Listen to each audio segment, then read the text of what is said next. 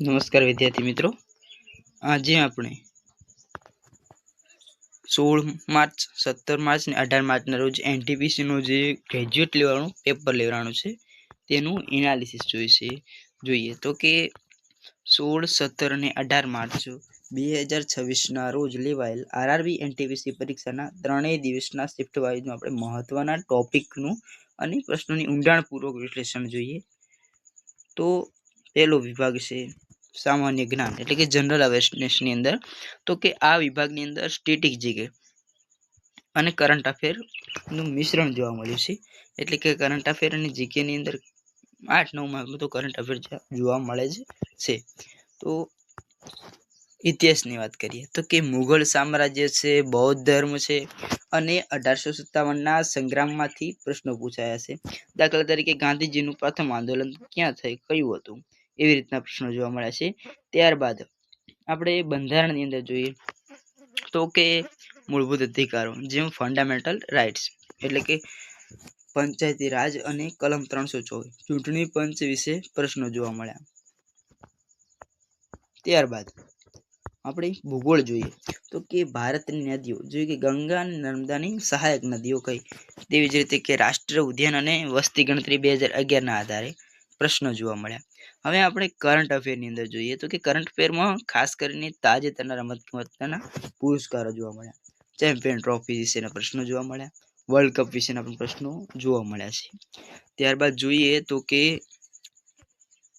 ભારત સરકારની નવી યોજનાઓ પીએમ કિસાન ને પીએમ આવાસ વગેરે જેવી યોજનાઓ છે તેના વિશે પ્રશ્નો જોવા મળ્યા. ત્યારબાદ જે નવી નિમણૂકો થઈ છે જેમાં સીઈઓ, ચેરમેન અને રાજ્યપાલનો સમાવેશ કરવામાં આવે છે. ત્યારબાદ ગણિત વિષયની અંદર જોઈએ તો કે ગણિતના પ્રશ્નો સીધા હતા પણ ગણતરી કરવામાં સમય જતો રહેવા હોય છે, ડિફિકલ્ટી હોય છે. તો હવે આપણે નફો ખોટની અંદર જોઈએ તો કે 3 થી 4 પ્રશ્નો જોવા મળ્યા જેમાં વળતર અને છાપેલી કિંમતના આધારિત પ્રશ્નો જોવા મળ્યા.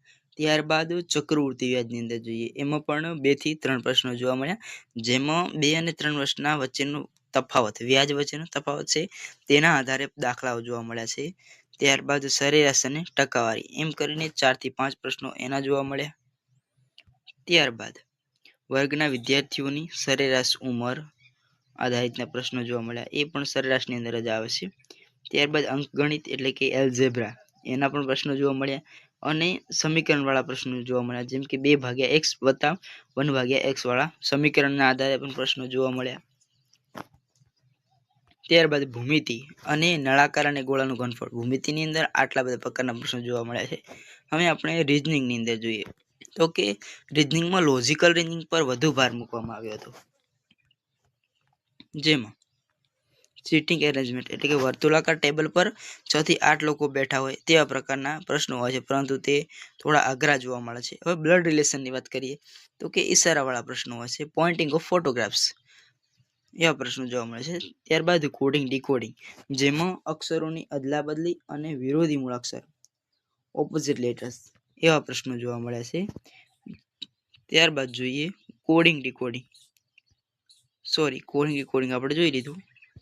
હવે આપણે જોઈએ સિલોડિઝમ, તેની અંદર બધા એ બી છે પ્રકારના 2 થી 3 પ્રશ્નો જોવા મળ્યા કે બધા એ બી છે, થોડાક એ સી છે એવી રીતના જોવા મળે. ત્યારબાદ એ બી બંને સી છે એવી રીતના પણ સિલોડિઝમમાં પ્રશ્નો જોવા મળે. હવે આપણે થોડું પરીક્ષાનું માળખું પણ છેલ્લે જતાં સમજી લઈએ તો કે તમારી જાણકારી માટે છે આ બધું કે સીબીટીમાં કુલ 100 પ્રશ્નો હોય છે અને જેના માટે 90 મિનિટ આપવામાં આવતી હોય છે.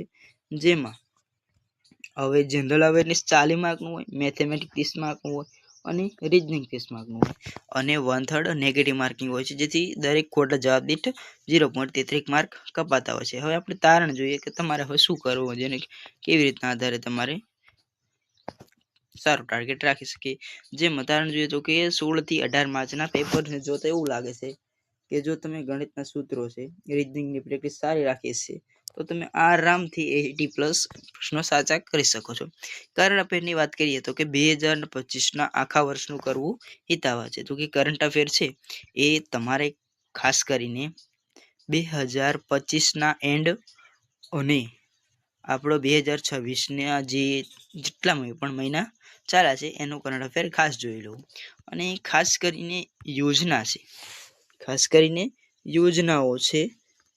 પછી રમત ગમતના જે તાજેતરમાં જેટલી રમતો રમાય છે તેના પ્રશ્નો જોવાના. ત્યારબાદ યોજનાઓના પ્રશ્નો જોઈ લેવાના, જેથી મોસ્ટ ઓફ આમાંથી જ પૂછાતું હોય છે.